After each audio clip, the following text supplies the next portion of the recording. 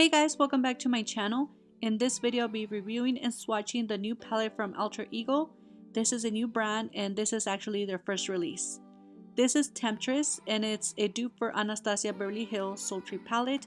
The best part is that this palette is only $16. I also have an affiliate code that will save you 15% off. It will bring down the price to $13.60 and right now they're offering free shipping for a limited time. I'll have all that information down below. So the packaging of this palette is laminated cardboard, it has a magnetic closure, and it includes a good quality mirror.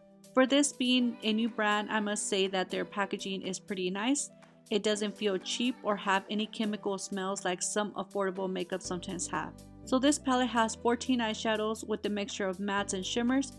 Out of the 14 eyeshadows, 7 are mattes and 7 are shimmers. After swatching this palette and comparing it to the ABH Sultry palette, this palette is definitely a very close dupe. Not only are the eyeshadows very similar, but the formula is also very good. When I swatched this palette, all the mattes were pigmented. It has velvety mattes and they blended out smoothly without any issues. And for the shimmers, they were very creamy and pigmented. I have added a clip to show the comparison to the ABH Sultry palette.